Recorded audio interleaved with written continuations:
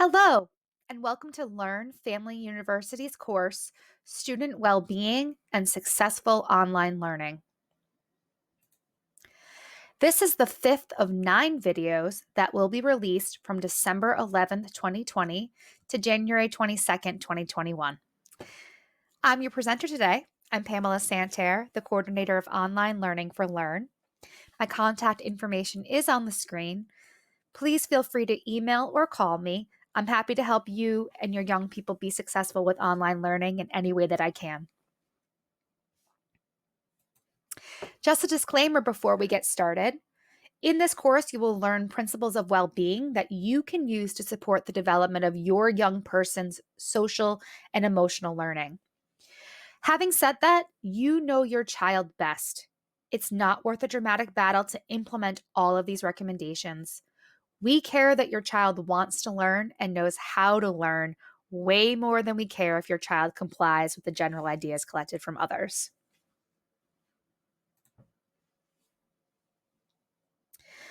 This is Module 4, Part B, Understanding Emotional Intelligence.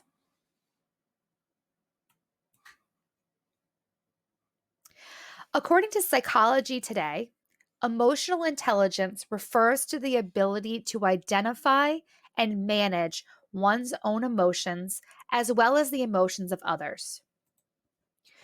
Emotional intelligence is generally said to include at least 3 skills: emotional awareness, or the ability to identify and name one's own emotions, the ability to harness those emotions and apply them to tasks like thinking and problem solving, and the ability to manage emotions, which includes both regulating one's own emotions when necessary and helping others to do the same. For a more in-depth understanding of what emotional intelligence is, we're going to watch this quick video from the School of Life. Emotional intelligence is the quality that enables us to confront, with patience, insight, and imagination, the many problems that we face in our effective relationship with ourselves and with other people. The term emotional intelligence may sound odd. We're used to referring to intelligence just as a general quality, without unpicking a particular variety a person might possess, and therefore we don't tend to highlight the value of a distinctive sort of intelligence which currently does not enjoy the prestige it should. Every sort of intelligence signals an ability to navigate well around a particular set of challenges: mathematical, linguistic, technical, commercial. When we say that someone is clever, but add that they've made a mess of their personal lives, or that they've acquired a fortune but are restless and sad, or that they are powerful but intolerant and unimaginative, we're pointing to a deficit in what deserves to be called emotional intelligence. In social life, we can feel the presence of emotional intelligence in a sensitivity to the moods of others, and in a readiness to grasp the surprising things that may be going on for other people beneath the surface. Emotional intelligence recognizes a role for interpretation and knows that, for example, a fiery outburst might be a disguised plea for help, or that a long political rant may be provoked by hunger, or that concealed within a forceful jolliness may be a sorrow that has been sentimentally disavowed. In relation to ourselves, emotional intelligence shows up in a skepticism around our emotions, especially those of love, desire, anger, envy, anxiety, and professional ambition. The emotionally intelligent refuse to just trust their first impulses or the inherent wisdom of their feelings. They know that hatred may mask love, that anger may be a cover for sadness, and that we are prone to huge and costly inaccuracies around whom we desire and what we really want. Emotional intelligence is also what distinguishes those who are crushed by failure from those who know how to greet the troubles of existence with a melancholy and at points darkly humorous resilience. The emotionally intelligent appreciate the role of well-handled pessimism within the overall economy of a good life. Emotional intelligence isn't an inborn talent. It's always the result of education, specifically education in how to interpret ourselves, in where our emotions arise from, in how our childhoods influence us, and in how we might best navigate our fears and our wishes. In the ideal society, it would be routine to be taught emotional intelligence from the youngest age, before we'd had the opportunity to make too many mistakes. It's because we have, until now, not taken emotional education seriously enough that our species has grown ever more technically adept while retaining the level of wisdom of our earliest days, with catastrophic results. We are now evolved monkeys with nuclear weapons. It appears that the fate of civilization depends on our capacity to master the mechanisms of emotional education before it's too late. And emotional education means something far beyond just normal education as we've conceived of it to date. Though it should ideally include courses in every year of school or college, emotional education is more than something that should just take place in classrooms at the hands of teachers and come to a halt around the age of 21. The central vehicle for the transfer of emotional intelligence is culture, from its highest to its most popular level. Culture is the field that can ritualize and consistently promote the absorption of emotional intelligence. The lessons might be embedded in a tragedy or a TV series, a pop song or a novel, a work of architecture or a YouTube film. We can envisage the entire apparatus of culture as a subtle mechanism designed to point us towards greater emotional intelligence. We will never progress as a species and will indeed grow into ever greater technologically armed menaces to ourselves until we've accepted the challenges and opportunities of properly educating ourselves in emotional intelligence. Our technical intelligence is great, of course. It's led us to tame nature and conquer this planet. But a wiser, saner future for the human race must depend on a capacity to master and then seductively teach one another the rudiments of emotional intelligence, while there is still time. Thank you for watching, liking, and subscribing. Emotional intelligence. There are a few core concepts about emotional intelligence all people should know. First, emotions feel like they're happening to you, but they're actually created by you based on your context and how you've been socialized. Secondly, feelings are not facts, and your brain is capable of profound change, even when you are in distress. This means that while emotions are real and no one has a right to question how we feel, emotions are not permanent. And third, humans aren't always that great at guessing how others feel, despite what we may think or how well we know someone. When you assume you have correctly interpreted how someone feels or why someone is emotionally dysregulated, remind yourself you may be incorrect in coming from your own perspective. The more that we understand how emotions serve us and how we can process them, the better able we will be to manage ourselves and extend empathy to others. We all have to learn and practice. To get us started, today we are going to focus on 3 emotional regulation topics to build our knowledge and skills. The first is emotional granularity, the second is anxiousness, and the third is self-compassion.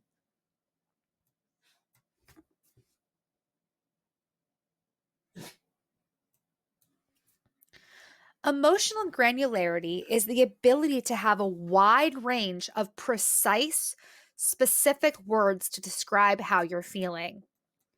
For example, take the word angry. There are many more specific words that can describe anger, such as infuriated, upset, furious, mad, annoyed. All these feelings have differing sets of experiences, elicitors, and require different strategies to process. Having more words to describe your feelings or the feelings of your young people can give you many more options to understand and communicate your feelings. The better that you are and your young people are at describing and understanding the emotions you feel, the better you can understand your own emotional state, and it increases your emotional intelligence. You have to have a concept of emotion to experience it. For example, you were not born knowing what sadness is. You were socialized to understand it because of how adults responded to you when you were a child. Stopping to think critically about what exactly you are feeling gives you more control, more self awareness, and more personal agency. Getting emotionally granular also empowers you to decide how you perceive a specific experience.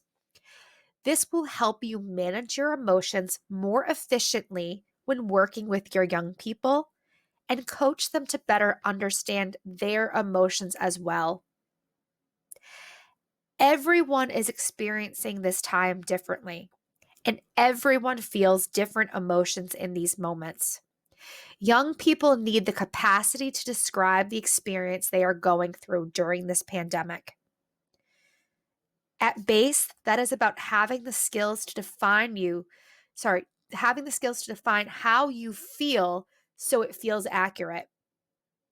Being able to describe your feelings more specifically also connects to building your vocabulary to better articulate and understand your emotions and experiences. When you or your child feels a strong emotion, try to get curious about how it feels physically and name the sensations. Where in your body do you feel it? What does that feel like? Having more words to accurately describe your feelings gives you more options to understand what you're feeling. How can you help a young person develop emotional granularity? Encourage them to write down all the more specific words they are feeling. They can draw out their feelings or talk them out with you or a friend. Whatever help activity helps them design, build, and see their emotional landscape will give them increased understanding, and with that, a sense of control.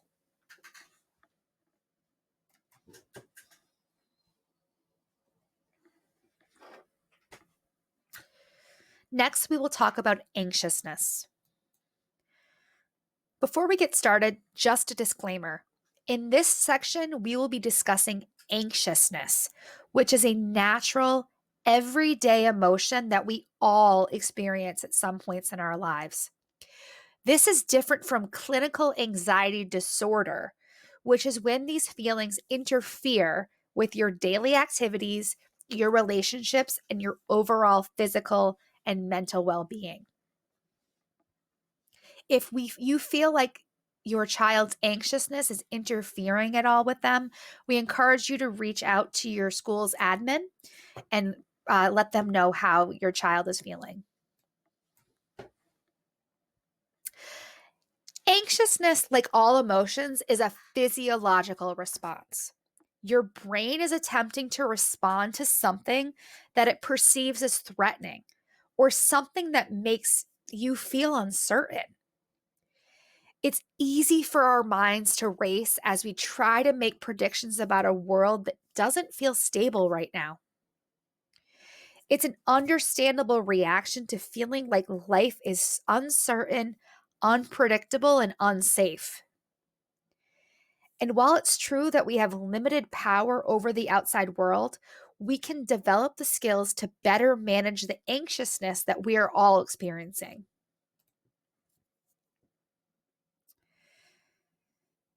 Anxiousness is powerful. It can lead you to feel stuck, overwhelmed, trapped, and out of control. It also impacts your ability to view things with clarity because your brain is trying to protect you from something.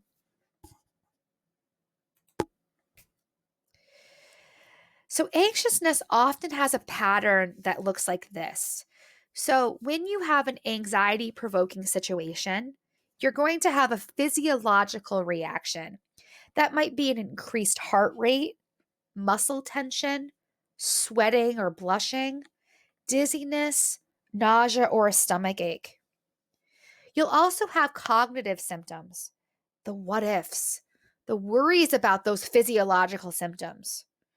For example, if your heart is racing, you might worry, am I having a heart attack? And you might also be worrying about that anxiety provoking situation. In addition, you're going to have emotional reactions. You're going to feel fear, dread, panic. You'll feel frustrated, angry, disappointed, and sad. And all of these things are also may also lead to a behavioral reaction. You might have reduced performance due to anxiety. You might avoid. All of these things are natural reactions to an anxiety provoking situation. So, how can you stop that cycle and decrease anxiousness for a young person or for you? First of all, slow down, analyze your emotions, and remember that while those feelings are real, they aren't permanent facts. You can ask yourself, what feelings am I feeling? Why am I feeling those feelings? And remind yourself that everyone can feel anxious and it's very normal to experience anxiousness. Remind yourself that feelings are not facts and that you have the power to choose how you respond. In Module 4, Part A, we talked about how emotions happen in that midbrain, but those feelings are created in our prefrontal cortex, our forebrain, and that we have the choice of how we feel.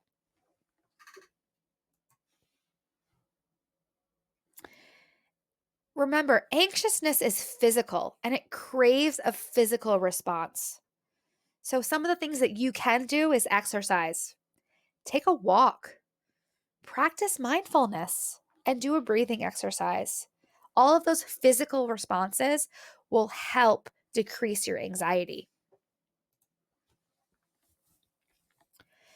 It can be unnerving for your child to see us really upset or anxious, but we can reassure them by talking about it in a straightforward, compassionate way. Normalizing and demystifying are the goals of teaching emotional intelligence. For our younger children, we can comfort them by saying, I'm sorry it was hard for you to see me upset. I feel better now that I took a minute, took a breath, exercised, fill in the blank. Why don't you pick out a book or some other calming activity that we can do together? For teens, you can modify. You can say something like, I'm sorry it was hard for you to see me upset. I was feeling overwhelmed because of whatever the reason. We're all figuring it out together. I'm going to take a few minutes to calm myself down and we can talk about it if you want. Even though I was upset, I can still support you too if you're struggling.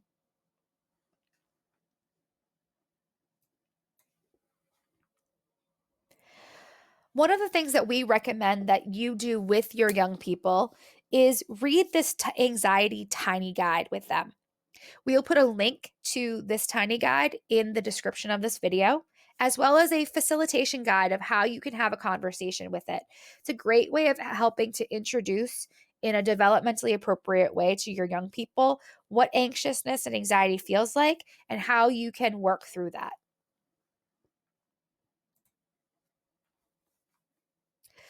So let's take some action, or here are some action steps that you can help your child with anxiousness. So, first, help build awareness that your child can build skills to manage anxiety and that you can help. Often, children feel like they're trapped by their feelings, but help them understand that there are things they can do to help them feel more in control. Also, remember that your child anxiousness is real to your child and it can have effects. Incorporate breathing, meditation, and physical exercise to help reduce anxiousness. And use language that expresses empathy and build time for conversation and breaks in your child's routine.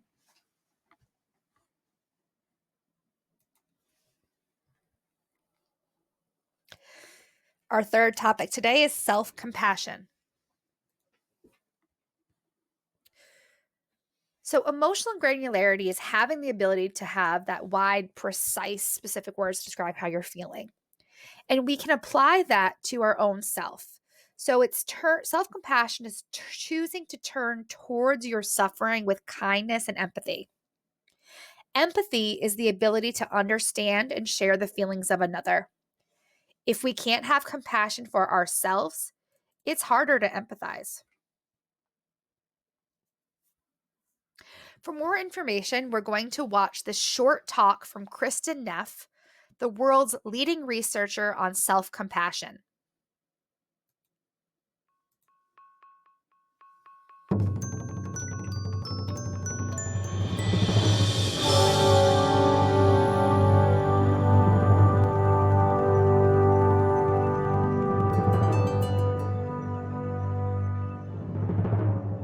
So how do I define self-compassion then? I really don't see a difference between compassion for self and others. I define them the exact same way.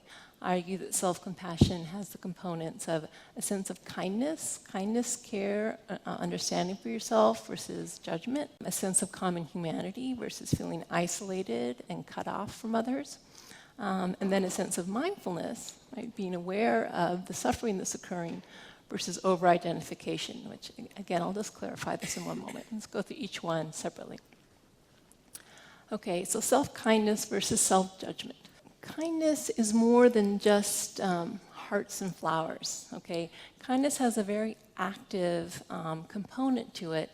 It means when you're kind to yourself, you really want to comfort yourself when you're suffering. You want to alleviate your suffering. You want to soothe yourself. Okay, it's a very active stance where I want to do whatever I can to help myself feel as good as possible in this moment.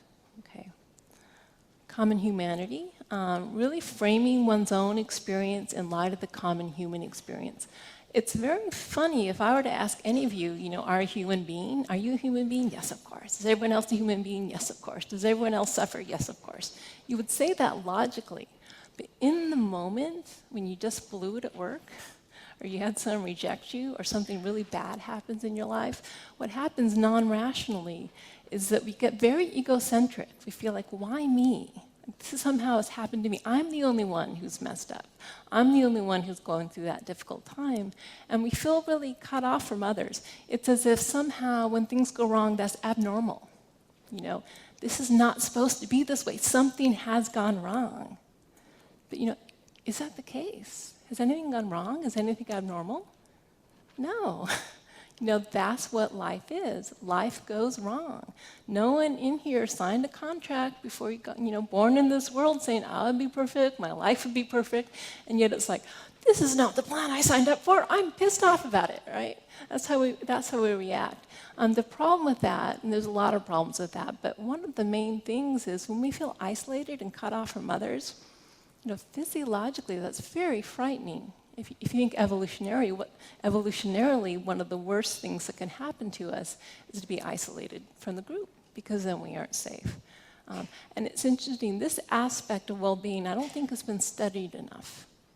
This sense of, can we feel connected to others in our suffering, or do we feel isolated from others in our suffering? And I can tell you in the workshops I've conducted, especially the 8-week ones, at the end I asked people what they got out of this the most. Almost every single person says common humanity. I realize it's not just me. It's not just me who judges myself. It's not just me who suffers like this. Very important to remember that this is the human experience. This is how things are supposed to be.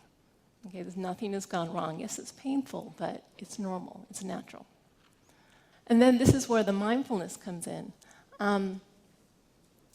You have to be aware of your suffering in order to give it compassion. So mindfulness allows you not only to notice your suffering, but very important, we'll talk about this more, to be with your suffering as it is. We don't like to be around suffering. If we could just get rid of pain, we'd do it. And we have lots of psychological mechanisms to avoid that, again, which I'll be talking about in a little bit. So self-compassion says, wow, pain is occurring. Can I turn toward that? Can I be with that? And you actually need to do that to be able to give yourself the caring and support you need. All right? Now, some people do say, come on, you have to notice your suffering. Isn't it like blindingly obvious I'm suffering? But it's often really not. The pain caused by self-judgment, I think in some ways that's some of the worst pain all of us experience. Constant, niggly pain. I'm not good enough. I'm not smart enough. I'm not this enough. I blew it. I'm this, I'm that. But often we are so lost in the role of self-critic that we don't really stop to realize, oh my God, this is really, really hurting. And in some ways it feels more comfortable to be the self-critic, because at least the self-critic isn't the person that messed up. The self-critic knows you messed up. The part of you that feels really, vulnerable and insecure and a failure. Often we don't give that side of the process as much attention. Okay, and then also very important when things go wrong in our lives. Very often we go straight into problem-solving mode. It's like, there's a problem. I don't want there to be a problem. Need to fix the problem, immediately. And what happens is we go straight into problem-solving mode and don't stop to, again, turn towards the suffering and say, whew, this is really hard. This is difficult. I need a little care and compassion to get me through this. Then we really aren't at our best and our most psychologically stable when we go towards trying to fix that problem. Okay, so it's actually something you have to remind yourself to do before going straight into fixing problems, to just acknowledge and validate how difficult the situation is.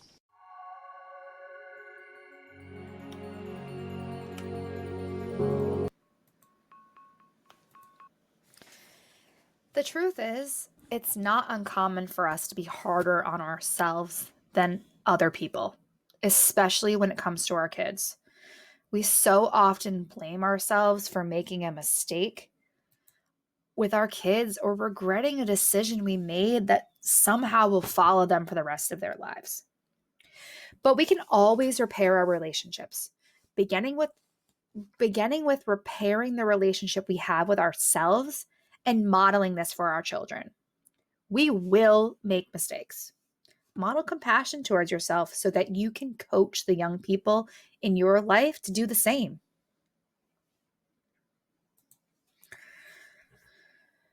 Of course, we make mistakes with the young people in our lives.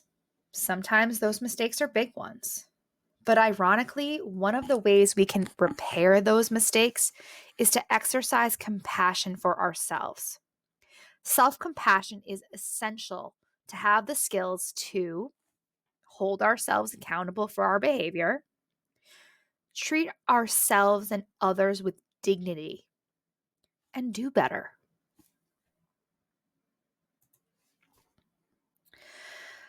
According to Talking Families, with a lot going on, we might think it's easier to distract ourselves from everything that we're feeling. We might be nervous that if we notice our emotions, we'll get trapped inside them, like being in a dark cave. But emotions are more like tunnels. Taking time to think about how we feel helps us get through the tunnel of emotions, out the other side, and to seeing a clear way ahead. Self-compassion is proven to be one of the most effective mitigation strategies because it allows you to confront the situation and the feelings associated with it while also combating shame or other negative emotions that impact our self-worth when we make mistakes.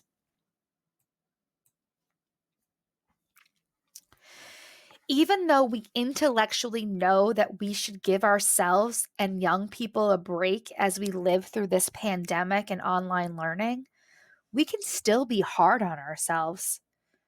We are all going through a tremendous amount of change and anxiety as the world we have known is turned upside down. We are constantly comparing ourselves and our child's online learning experiences with others. We worry that our children are falling behind compared to other children their age, instead of focusing on their academic needs. It's challenging to give ourselves, our young people, or others a little grace.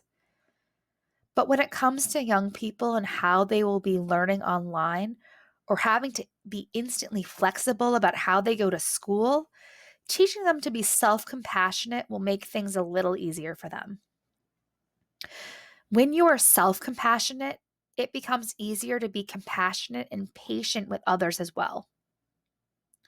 It also helps you react to your emotions while depersonalizing their impact. Teaching young people positive emotional mitigation strategies allows them to have more agency, become more resilient, and increase their ability to be adaptable in the face of any adversity. So here are some key messages. Self-compassion is choosing to turn towards your suffering with kindness and empathy. Empathy is the ability to understand and share your feelings of another. And the more compassion you have for yourself, the easier it is to have compassion for others. So take action. In this exercise, take out a sheet of paper. You can also stop this video and do this with your young people. So think about times when a close friend feels really bad about him or herself, or is really struggling in some way. How would you respond to your friend in this situation, especially when you're at your best? Write down what you typically do, what you say, and what is the tone in which you typically talk to your friends when they're feeling this way.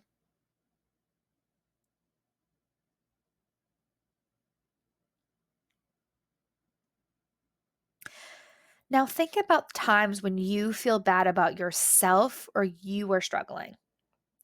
How do you typically respond to yourself in those situations? What do you typically do, say, and what tone do you talk to yourself in?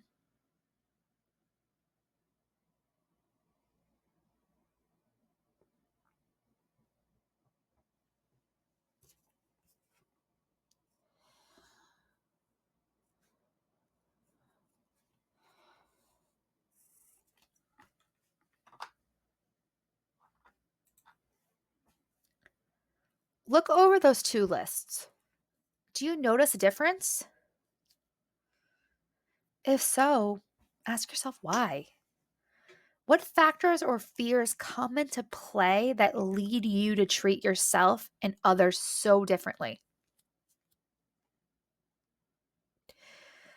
Finally, write down how you think things might change if you responded to yourself in the same way that you responded to a close friend when they're suffering.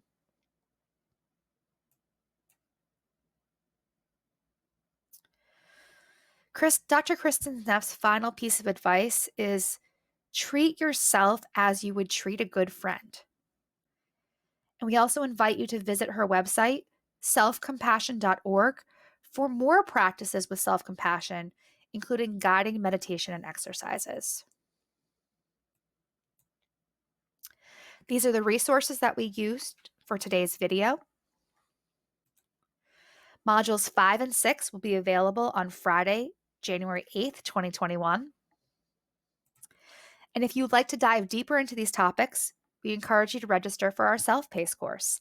The link to do so is on the screen. Thank you so much for watching this video, and I'll see you in Module 5.